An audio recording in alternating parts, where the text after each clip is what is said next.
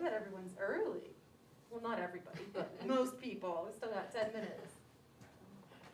Oh, we thought there was gonna be hugest crowds, so we came early to get a parking spot. Well, they don't have much right around here. They'd have to park over at the library, I guess, around the street. Yeah. Okay.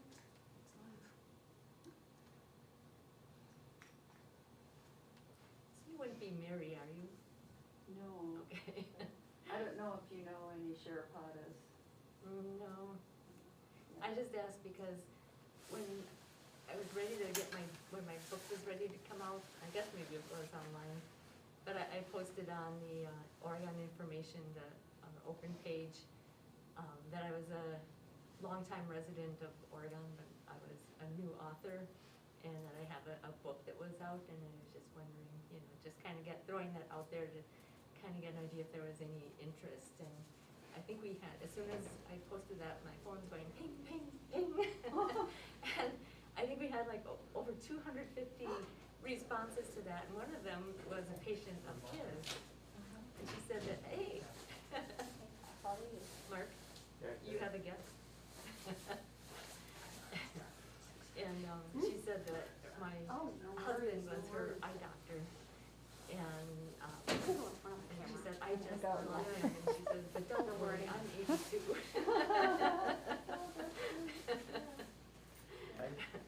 Well, I went to school with Mark and Paul, and Mark was Just on people gathering now. for a Okay. while. No. What do you think back from No, I California? didn't know Paul. So they came for you, huh? California. Yeah, Why did you come back? I mean, I didn't know what who did you was back here to? first. I Well, came actually, in it's one next 79. week. Actually, This is wonderful. We do want to miss it. Oh, really? No, Paul. This is good. So brought Paul cookies. came first. I know. Firstborn, you mean, or No, first year? two. Well, he never lived in This Oregon, is Rebecca. but he was My in boss. Madison. This is my brother Mark. Yeah, He's the smart one in the family. We He's moved my here doctor. in His son's pretty smart too, actually. '84. So, you And know. I'm trying to remember, and I think he was in Sun Prairie by then. We can He move started it. working in If Sun you're gonna sit there, Prairie. that's fine. I'll bring my chair around. You can move if you No, want. No, no, no. It's like a family reunion Go here. right there. I'll just bring it. Paul? No? Just sit right. Yep, that's Paul. Just separate their order and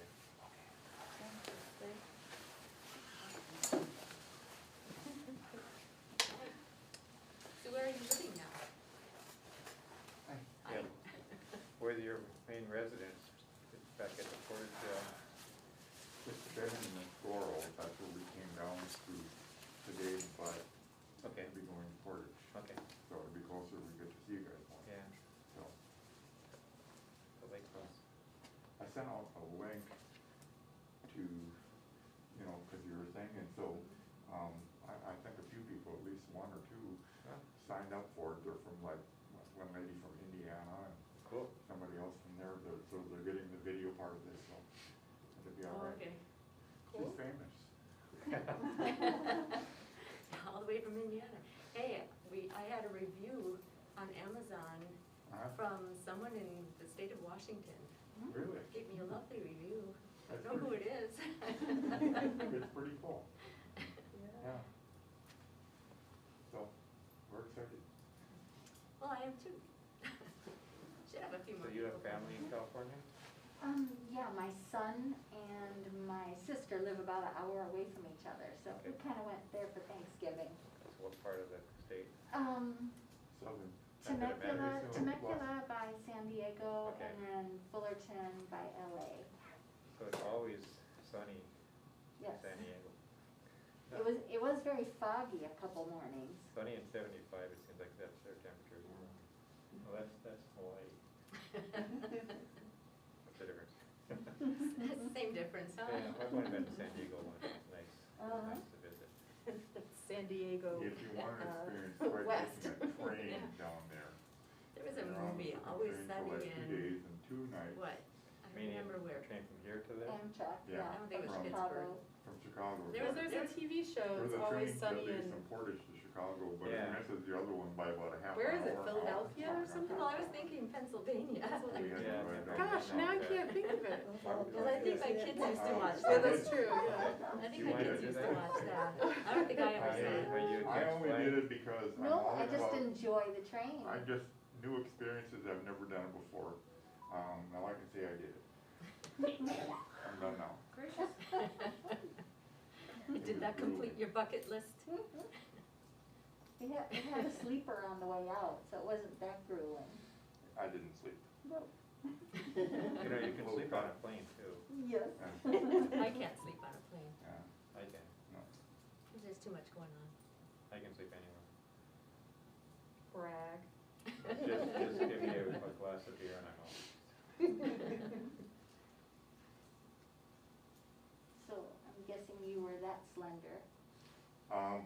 You know, Huh. he's much more trimmer and fit than I ever was, but I was closer to that than I am now.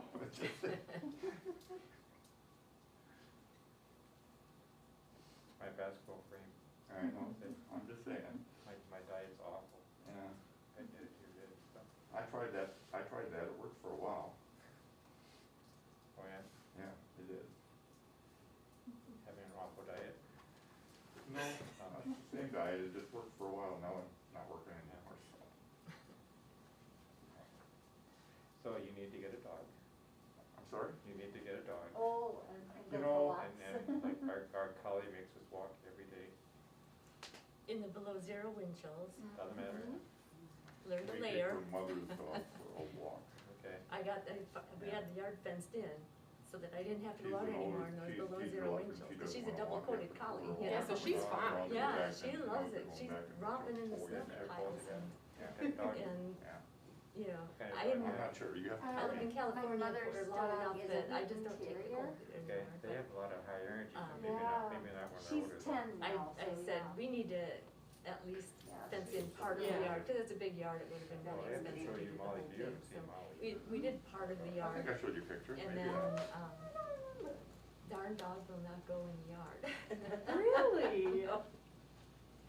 You know, she has to go where other dogs have been. Oh.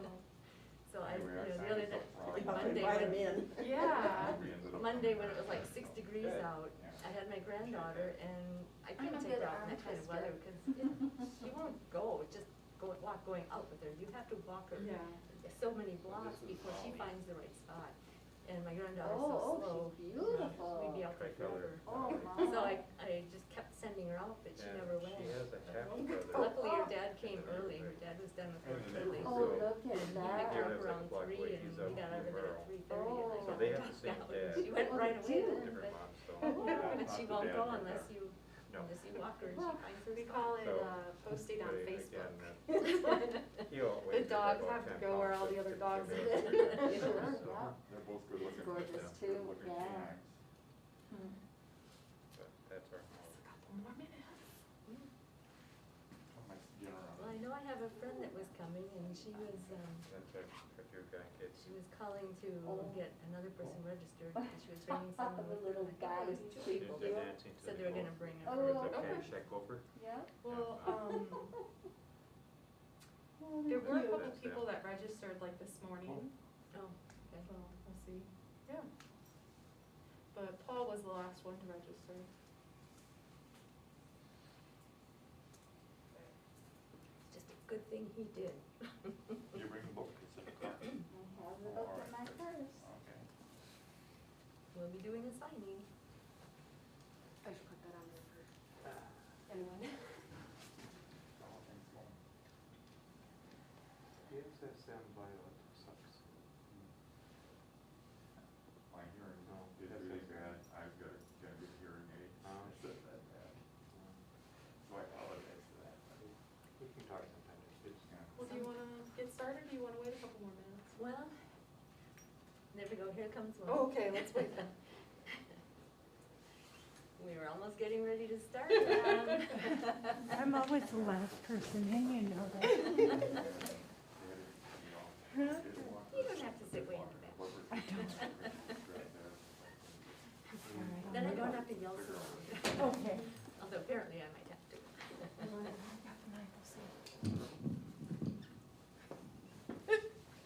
Can you hear me now? Hello. Hello? Okay. Here we are. Hi, welcome everyone. My name is Kara and I'm the Adult Services Librarian across the way at the Oregon Public Library. Thank you for coming tonight. We have Kelly with us to talk about her book. Before that, just a couple of housekeeping announcements. If you need to use the restroom, it's just around the corner here. And if you could turn your phones either off or to silent. We are recording this, as you can see, so we just don't want that to have a disruptive moment. But otherwise, here's our local author, Kelly Kornaus.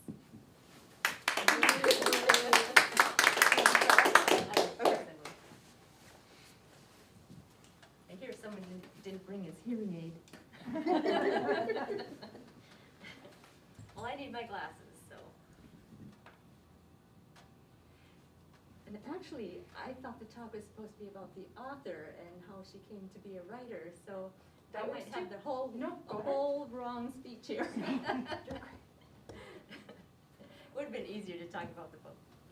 Anyway, well, thank you for coming, and especially coming from far distance and everything. Closer to your mouth.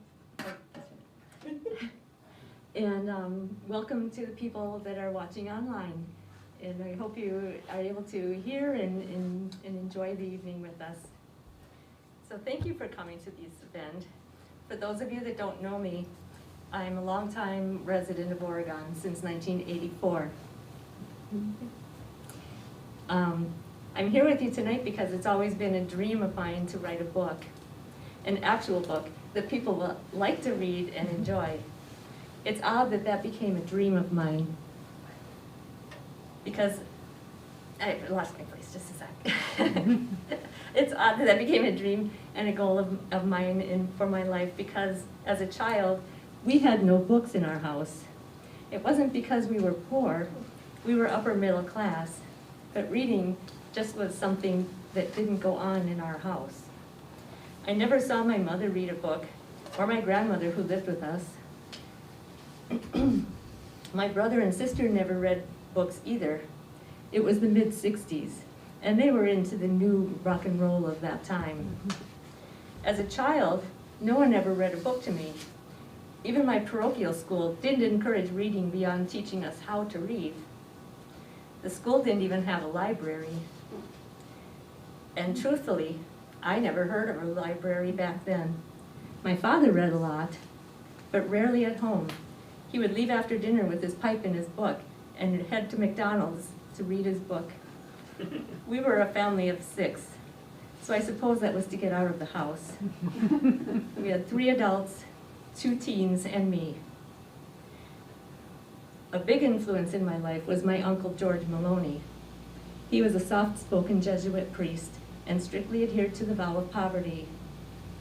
He was a kind and gentle man, always very thin, and he always had a beard that to me made him look like Jesus. Whenever Uncle George visited us, he always had funny stories to tell and an unlimited supply of religious jokes. I never saw him angry or sad. I only saw him happy and smiling. The nuns at the church where I went to school were giddy each time he visited because he also arranged to do a special mass for the nuns while he was in town. The nuns treated him like a celebrity. They gathered around him and chattered at him all at once. The Mother Superior came to me after one of these masses with the nuns and asked me, "What do you call Father Maloney?" I shrugged and answered, "I call him Uncle George," because that's who he was to me. She laughed at that like I said something funny. He was my favorite uncle of many, and he had once told my sister that I was his favorite of all his nieces and nephews. She was much older than I, and she was in a snit after that. I lost my place.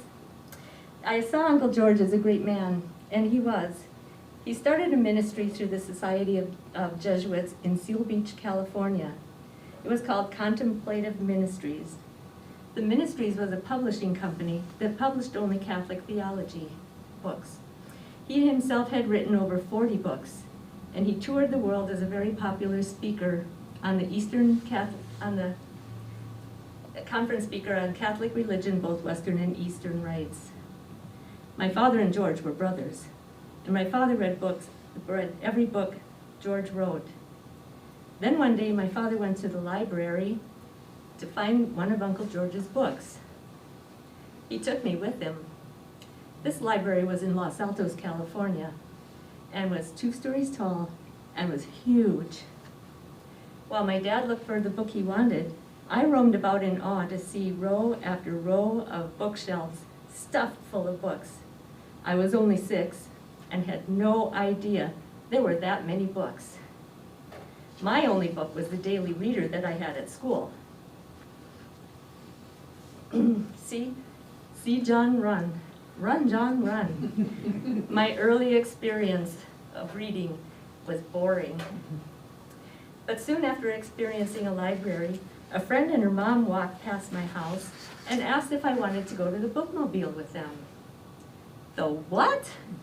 I knew of the Batmobile, but I never heard of a bookmobile. It was parked right across the side street from my house. Apparently, it stopped there regularly every other week, but I never noticed. They took me inside with them. I expected to see seats like a school bus. But what I found when I climbed in was the entire bus was lined with books. There was a whole section of just kids' books. My friend's mother set me up with a library card for me. My friend Annie showed me a book that she liked a lot. I loved the picture on the cover. Little girls outside a brick building, walking in 2 straight lines near a fountain. There were nuns rushing after one little girl going the wrong way. The book attracted me because of the nuns. Nuns were my teachers at school. I knew all about them. My family was obviously very Catholic and devoted to the faith, even me at that age. So my first library book ever was Madeline. Of course, I couldn't read it myself. My daily reader wasn't as complex as a regular children's book. When I took Madeline home, no one would read it to me. I asked my brother, who was 10. He didn't want to read a dumb kid's book either. If I'm anything, I'm a great nag. So, my brother gave in. He didn't actually read the book to me, but he had a reel-to-reel tape recorder. He recorded himself reading the book and used a small copper fishing bell and rang it when it was time to turn the page. Not only did I love reading the book all by myself, but I loved playing with his tape recorder. Of course, we lived in Mountain View, California at that time, and that area went on to become Silicon Valley decades later. I like to think I had the first audiobook before they were even invented. When I was 10, we moved to Minneapolis. It was a big change from California weather, but I was born in Detroit, so I knew a little about snow and cold. In Minneapolis, we lived in a new developing suburb, Plymouth. We didn't have a church established yet, so I was sent to public school. I was totally lost there. The school was so big, and all the kids were my age, but they were all so much smarter than I was. They knew answers to questions that I knew nothing about. I didn't even know what the questions referred to. Tea parties? Why was the teacher talking about a tea party in Boston? And how did the other kids know about it?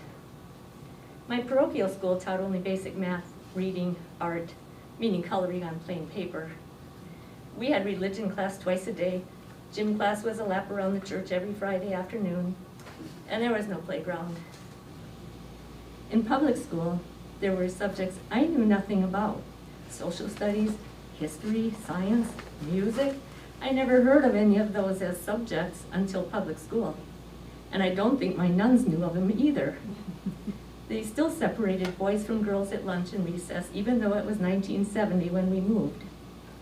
We read a lot of books in public school, Of Mice and Men, Lord of the Flies. We learned about other countries around the world. The nuns never taught that.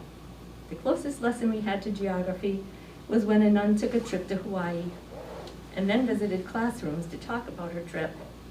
She even learned a few Hawaiian words, so I guess that was our lesson in foreign language.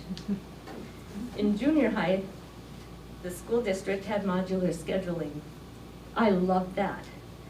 A different classroom and teacher for every class, and free hours to go to study hall and do your homework at school.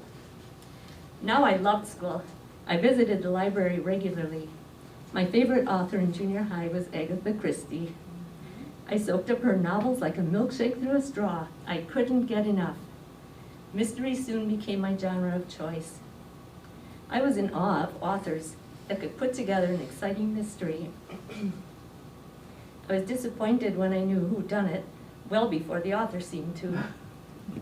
I wanted to write mysteries like the ones I loved to read, but after graduating high school, I didn't have a college education in literature or creative writing. I didn't think I'd be good enough. In 1975, when I just loosened up a minute. It's hard to breathe in there. In 1975, I was going into my junior year of high school, and we moved again. This time to Green Bay, where my father grew up, and where he worked for the Green Bay and Western Railroad all of his adult life. I ended up in the Pulaski High School district, a 45-minute bus ride each way. I used the ride home from school to do homework. It wasn't long before my shorthand teacher told me, stop doing my shorthand practices on the bus. I guess the squiggles were a little too squiggly and shaky from the ride. I didn't like my new high school. It was an updated grade school building, but it was still a grade school building. They didn't have modular scheduling. There was no big window overlooking a wooded hill and Medicine Lake like my Plymouth High School. It didn't have a drama program with a well-taught drama teacher, and I really loved that class and participating in productions at my old high school. But Pulaski High School was where I met my husband. There is reason we don't always get what we want in life. I tried my darndest to get registered at Ashwaubenon High School, very close to our house in Green Bay, but they were sticklers to adhering to the district boundaries. So 5 years after I met Mark at Pulaski High, Uncle George traveled to Green Bay to marry us in our family's church. We didn't have a honeymoon. We moved 2 days after the wedding to Bloomington, Indiana, where Mark attended Indiana University School of Optometry, and I worked as a drive-up teller to support us. When he graduated 2 years later, we moved back to my mother's Green Bay home. My father had passed away 7 months after I married.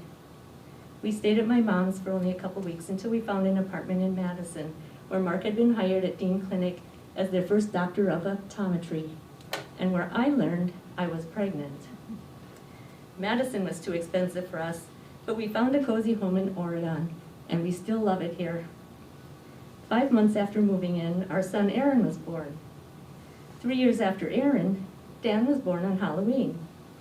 And 2 years after Dan, Andy was born. So 3 boys in in a 5-year span. That's getting it done. But I no longer had time to even read at that point, though thoughts of giving writing a try hovered around in my head. If Uncle George could write over 40 books, I could surely write one. When all the boys were finally in school, I saw my golden opportunity. I pulled out my new word processing typewriter Mark bought me to make my dream of writing come true. I began writing in the mid-1990s.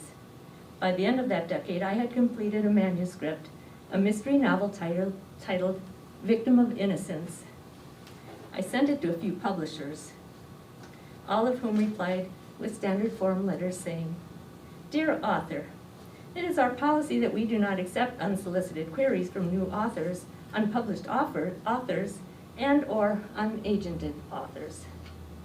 So I then sent it to literary agents, who all replied with standard form letters saying, "Dear author, we do not accept unsolicited queries from new authors or unpublished authors. One even added, unless they were referred to us by our valued client.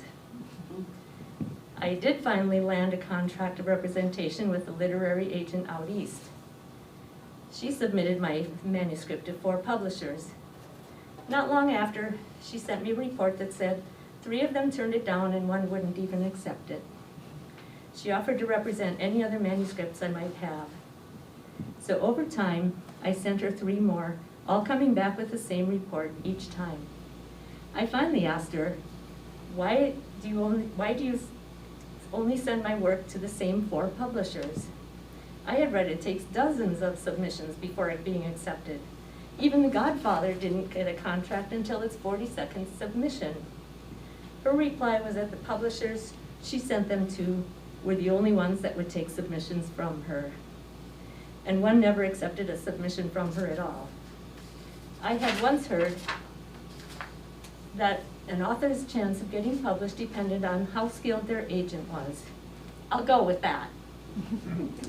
The next thing I wrote was a letter requesting to end the contract. An agreement letter to dissolve the original contract arrived in short order. A few months later, I learned her literary agency no longer existed, and her husband that did their legal work sold more manuscripts than the actual agent. The whole situation left a dark cloud raining down on my dream to write. The publishing world felt too snooty, too driven by greed, along with too much ego. So that was the end of my novel writing career, but it wasn't the end of my drive to write. I was published a few times in the late 90s and early 2000s. At the end of the 1990s, a friend who was a police officer asked me if I'd be interested in attending their community police academy. My brain turned instantly to my love of reading and writing mysteries. I saw this as a valuable educational experience that could improve my police procedure knowledge. So my reply was a big yes. I expected a classroom setting of lectures on policies, procedures, traffic stops, and how to fill out parking tickets and meet a quota. But it was so much more than that. There happened to be a death in Oregon shortly before that time, so they talked briefly about how to go about a death investigation. There was public safety and service information, and at one class, the Dane County Sheriff's Office brought their drug sniffing dog. They hid drugs in the room long before we arrived in for our class, and then set the dog loose to find them during our class. Another class took us to the old EMT building, near where the current police department is now. It was a search for a suspect hiding in the building. We had received instructions earlier to prepare us for the detail. We were given police belts with fake guns, we were handed fake rifles, and real flashlights. Then the lights in the building were turned off, and we went into the darkness in pairs, working together in silence, using gestures only to communicate as we searched for a criminal, hiding in the building. Even though it was just a learning experience, it did get the adrenaline flowing from not knowing where the person was or what he would do when or if we found him. It felt like walking through a haunted house where anything could jump out at you at any moment. That exercise really makes you understand the danger and fear the police face on the job every day. In another class, they demonstrated the effects of stun guns. One of the officers volunteered to take the hit. He stood on a thick gymnastic mat and instantly fell onto the mat, stiff and shaking and writhing in pain from one quick hit. Lesson learned: do not volunteer to be a guinea pig. The tasty resistance was when we learned how to properly hold a Glock handgun. They're heavier than they look. We learned the proper stance, how to stabilize our bodies to minimize kickback, and how to aim and shoot. They drove us out to the police shooting range in squad cars, and we took our place in the shooting line with our cop coach at our sides. With more careful instructions on gun safety and handling, we took our stance on command, drew our weapons, and shot when told. We shot at posters with a picture of a man aiming a gun at us. Drawn bullseyes marked prime target areas on the body. My first shot hit the perp right in the hand that held the gun that was pointed at me. My cop coach laughed and said that I disarmed they disarmed him. My second shot went below the heart. Of course, I must be honest here and admit that that wasn't my first experience shooting a gun. A couple weeks earlier, we had a vacation in Arizona. We went to a Wild West shootout in Tombstone. When they needed a volunteer from the audience, my kids pointed at me from right in front of the stage, and the MC came down to escort me out. He asked the typical questions about me, and then told me where to stand. Then the gunslinger came on stage and challenged me to a shootout on trumped-up accusations. There was an old-timer on the stage in the background who handed me a shiny silver gun and announced the rules of the shootout. He would count to 10, and we'd draw and shoot on 10. Then he took his place safely at the back of the stage to watch. So at the count of 10, we both drew our guns and shot. I had the fatal hit of the old-timer standing off to the side. He did a great dying act. Of course, there were no bullets, just cap guns. That was how the act played out every day, several times a day. But I was able to brave that I shot an old-timer in Tombstone, Arizona. So back to the serious business of our police academy. A classmate in our academy class happened to be the editor of the Oregon Observer at that time. I couldn't wait to see the article. I had assumed he would write about the exciting experience, but after 3 weeks passed and no article, I thought, what a waste of a golden opportunity. So I got busy and I wrote an article about my experiences in the police academy. Before I submitted it to the Observer for consideration, I took it to the chief of police at that time, Doug Pettit. I took it to him first, just in case I may have written something, any police procedurals or sensitive information that weren't meant for public knowledge, namely, anything that criminals could learn from. We sat in his office while he read it, and when he was done, he asked if he could take it to the Observer since he knew the editor. He would submit it on my behalf with an endorsement. It ran the next week. After that, the Observer editor called me and asked if I would be interested in working as a freelance reporter for the Observer covering community events. Of course I would. My first assignment was to cover a neighborhood watch program that was getting set up in the Rutland-Dunn area. I felt the article went well, but when it printed, the editor had added background information that he didn't share with me ahead of time. What he added appeared to me to slam the police for not doing regular patrols of that area in the first place. That area, I learned later, was patrolled by the Dane County Sheriff's Office. After that first article, I covered several school district events and also a big meeting about the Bergamot development that was just getting underway. The editor was not able to attend, so I got the job. That was my big article, and I worked hard on that article. I even took a micro tape recorder to the meeting to record it, so I had all the information and facts right for when I wrote the article later. After that article ran, I left the freelance world when I read the article in the Observer and found the editor changed some of the wording in my story, particularly an important direct quote from the Bergamot representative at the meeting. When I asked about the change in wording, he said he changed it so that it flowed better. Except the changes he made changed the meaning of the quote entirely to being the exact opposite of what the man had said. There were a lot of people in attendance at that meeting, and I did not appreciate him changing a direct quote to something he liked better. It was a bad reflection on me. I felt people that were there would assume I botched it, since he didn't add to the article that the editor contributed or re-edited this article. It had only my name on it. In 2006, we learned my mother was diagnosed with vascular dementia. My brother and sister live in states far away from Wisconsin. I was only a 3-hour drive away from Mom, and so I moved her to a semi-assisted senior apartment as recommended by a neuropsychologist that evaluated her level of dementia.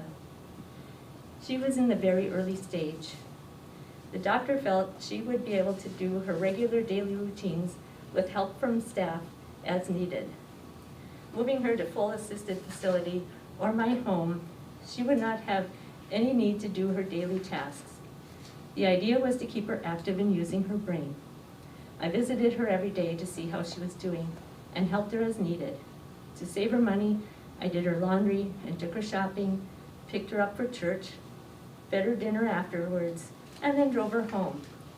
I paid her bills, took her to doctor appointments. I bought her anything else she needed. Before long, she had a stroke. And I rushed her to the ER and spent the day there with her. Then came a month of rehab, and then back to her apartment. But the stroke made her dementia much worse, and the staff were unable to manage her care. They had called an ambulance a couple days after she returned home from rehab because she told them she had a stroke. But she didn't have a new stroke. She had the same residual problems that the stroke caused, and that day and every day after, she told them she had a stroke, and they still wanted to send her to ER because that was the protocol in that semi-assisted facility. So I moved her to assisted living and was assured they could handle dementia. But again, they were not trained for that. Their answer to dementia was to drug the resident to keep them calm and unable to roam. Her doctor didn't agree. She needed to stay active and using her brain. I spent most of my days with her just to make sure she was cared for properly, because one day I went there to visit at lunch. She wasn't at her table. Staff told me she went to her room. So I called for the elevator, and when the door opened, there was my mother, huddled on the floor in the far corner, crying. She was relieved to see me. She didn't have her walker, and no one took her up. She didn't know she needed to push a button to make the elevator take her to her floor. So she stood and waited until she couldn't stand anymore. She was naturally upset over being stranded in there, and so happy that I rescued her. By that time, she didn't know me. She thought I was staff because I was there so often helping out, and she called me her special friend. There were other issues with her care before the elevator fiasco, so I moved my mother once again to another facility that was specifically memory care. She was happy there and well cared for. She joined their daily group of mind-strengthening activities where the old place didn't offer any after a while. She loved having her nails polished at her new place. At her last facility, she would scream at the staff saying, "Don't touch me, leave me alone." Before long, the dementia worsened. She forgot how to walk and how to use a walker. She needed a wheelchair, and I could continue to visit almost daily, even though she didn't know me, and she was very angry most of the time. September 30th, 2010, my mom passed away in her sleep at night. She had been in hospice care at her memory care facility so that she could stay in her own room. I sat with her the entire week that she was dying, but she held on past that day that they expected her to be her last. It happened at 1 a.m. the very next morning. Needless to say, I had no time to write or even think of writing for those 4 years that she was down here. After my mom died, I dove deep into volunteer work. I was very active at my church, and I still am. I worked at the food pantry almost daily. It was like a full-time job that didn't pay a cent, but I loved it. In 2018, I left the food pantry to enjoy an easier life. The very first day of my newfound freedom, my first and only granddaughter was born. 9 months after her, my grandson was born from a different son. I am now able to spend time with them regularly and still have time enough to pursue my writing. So I opened a book file that I started in 2003. I didn't get far into the book back then, but I liked what I saw when I reread the manuscript I started years ago. I continued on from there. I hope to get it done by the end of 2020, but I didn't finish it until June of 2021. My first and newly published book is The Death of Stacy. I was really happy how the book developed and turned out. Even though it's fiction, some of the content is taken from events of my life. Uncle George inspired one of the characters. My mother inspired one of the characters, dementia and all, because the woman in the book that has dementia and does some crazy things were things that my mother had done when she was living with dementia. The time I spent with my mother while she was ill from the disease showed me a whole new world that I would never have understood had I not helped my mother through her journey. That sentiment is also in this part of this book. It also inspired me to write a book about my journey with my mother and her dementia. Being a very personal and heart-wrenching experience, I wrote it as a form of therapy. But I do plan to publish this memoir down the road, when the time is right, when I'm ready to share this very personal journey with the general public. The Death of Stacy is a cozy mystery that has 3 subplots interwoven with the main plot. There are twists and turns that take the reader deeper and deeper into the plot. But I was not ready to try to take on publishers and agents again. We had heard and read about books that were self-published and later picked up by big publishers. But I didn't know where to go with the book. Back in the 1990s, I felt self-publishing was something people did when their books weren't good enough. But times and technology have changed. And self-publishing has become a popular and a successful way to get a book out there and be recognized. My husband, Mark, read it and said, "This is good. This is really good. You need to get this published." I was still leery of agents and big publishing houses, so I made a deal with him. I jokingly told him, "I'll be the creative genius, and you can be my tech manager." He looked into Amazon Publishing, and we gave it a try. This is not an endorsement of Amazon Publishing by any means. They are difficult to work with or to get answers to questions. Don't believe their post that says, "Publish your book in 5 minutes." It's not going to happen. But my book, The Death of Stacy, went live on Amazon.com July 24th as an ebook. The paperback version went live August 20th. As of now, The Death of Stacy has had 10 5-star ratings, and all 6 written reviews were all very positive. I've had several requests for a sequel to The Death of Stacy, so I got to work, and I'm about halfway into it at this point. I hope to have the sequel released in the summer of 2022. But in the meantime, this grandma is living the dream.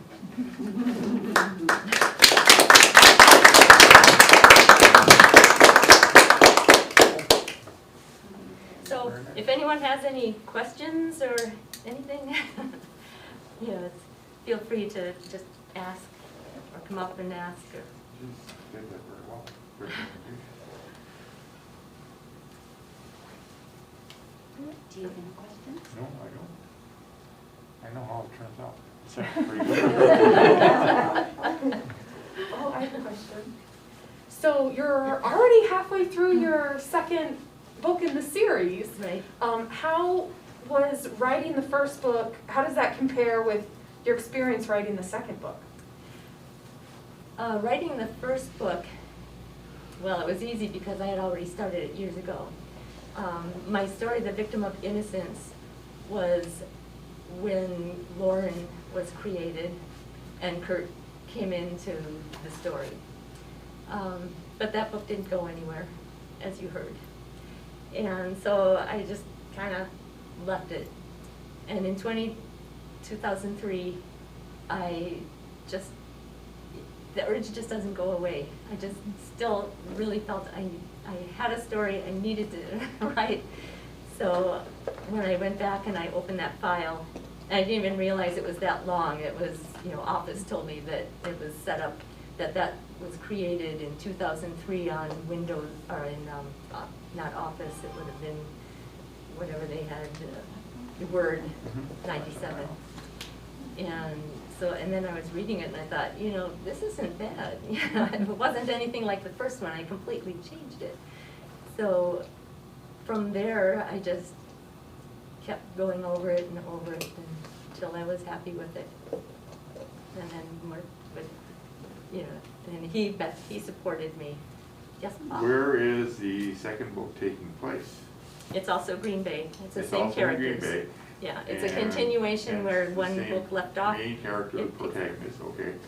Any personalities or characteristics of certain maybe family or friends that might speak into some of your characters? Who do you have in mind? Well, I know a few quirky people, so I'm just. Well, let's see, I did bring in some new characters, but not anyone that I know. Well, Mark has someone that wanted to be in my book. That she wanted to be one of the main suspects, but she wanted to be found not guilty at the end. Sorry. As of now, or as of yesterday, that one died, but. So when you write a book, do you kind of have an idea in your head how it's all gonna happen ahead of time, or you just kind of go and write stuff and then, depending on what happens, say, well, I'm gonna go off in this direction, or I'm gonna do this? Do you have the whole plot in your mind already? I don't go into it with a whole plot in mind. Mark always says, you need to write out an outline. You always need to write out an outline. That makes sense to But- me. Well, where does the outline come from? You have to create that. And I guess I do my best creating by just, I give it a lot of thought. I take a lot of time before I start. And I just throw a lot of ideas around in my head. And I think I started this sequel 5 different times. Because I'd get so far and I think, oh no, I'm kind of putting myself in a corner as far as how many suspects I can create from what happened here. So I thought, no, that's not gonna work, and I just read it over again and again and again, and until I finally am happy with what I see. And if I don't like it, no one else is gonna like it, so, yes. Yeah, and so have you looked at real crimes and sort of decided what you're going to do, or are you thinking, this is, okay, if I were, the criminal, what would I do, how did you? Well, whenever there's a lot of news stories about crimes, I do read those carefully, because that's where I draw a lot of my police, investigative things. When they talk about this case and they're following someone and they're trying to catch them, or, and just techniques that they kind of talk about. I try to keep those in mind so that when I'm writing, I know how they should be going about it, so it sounds, like actual reality. But it's fiction, and I do tend to stretch things a little to make it more exciting. Yes? Sure, I'll ask a question. As someone who enjoys writing myself, you said you take a lot of time to think over the starts of stories and stuff, specifically fiction. And do you I make word bubble maps. Do you do some sort of idea jot downs or idea plannings before you even start writing anything down? What is your process of even beginning that first sentence? Well, like you say, I just kind of brainstorm, think of all kinds of different ways, to start the book, and and try to go from there. But I do take notes, and what I found with this last book that I'm working on now is I've made all these notes, and I knew right where this was going to go. But then when I sat down and started writing it, I don't follow the notes. I mean, it just starts to flow, and I can say, I can see, this is where this has to go. And I just made a really drastic change today, and which I think is a good change that is not going to be expected. And I try to think of things that people wouldn't expect to happen, and then and I think that's more exciting to read than just plain old whodunit, I guess, where it's just almost a formula. I always point out, I used to read a lot of Mary Higgins Clark, and I loved her book. She was a great writer, but after I read a few, I always knew who did it as soon as, right in the first chapter. As soon as you found out who her best friend is, who's her moral support, that's the one that did it, every time. So I didn't want to fall into a formula, and I guess I would call it a freestyle. You know, I'll get my idea, I'll know where I want to go with it, and I have like ideas not straight through. I don't just start writing and write straight through to the end, but I'll start writing and I'll know where I'm going, and then all of a sudden, you know, my mind will go another direction. I think, oh, that's even better, and so then I play around with that, and it's a lot of redoing, writing, undoing, redoing, and it just, I guess I do it the hard way, but I think it worked out okay this last time, so hopefully it'll be the same this time too. Yep. I got your book at the Kickback Cafe and I enjoyed it. Oh, Good plot, and interesting description, and it's an easy read. I really enjoyed it. Yeah. I was wondering if there are any writers groups here in Oregon. Writers can get together and critique each other's writing. I don't know. This is my first book and my first, you know, real, you know, I broke through it with this book, but I'm still just me, and I don't know other writers. I hear there are several of them in Oregon, but I don't know who they are, or, you know. So the library has done some writing classes, and we were talking about starting a writing circle. So maybe in the new year we'd be able to do something like that. It all kind of depends, so stay posted. Yep. Do you start out writing everything just with like pen and paper, or do you go straight to the computer? I go straight to the computer. It's so easy to just highlight, delete when you change your mind, then have to erase or crumple it up and start new. So when you've restarted your current one that you're working on, you said you've kind of restarted 5 times. Are you just like deleting what you have, or are you just saying, you know, okay, I didn't like these last 10 pages, or? Well, sometimes, you know, I'm going along and I'm thinking, no, you know, the action didn't start fast enough for me. You know, you have to kind of explain. And the problem with the sequel that I found was some people aren't going to read, that didn't read the first book, aren't going to know what's happening in the second book if you don't go back and kind of explain, you know, all that all over again. But then I'm afraid it's boring for the people that have read the book. So I don't want to go into too much of that. So you're kind of walking a fine line, you know, of getting the information back out there, refreshing people's minds maybe, but not going so far into it. It's like, oh, I read all this in the last book, you know. And that's the hardest part for me. It's just doing the sequel and not having it be too, you know, repetitious and.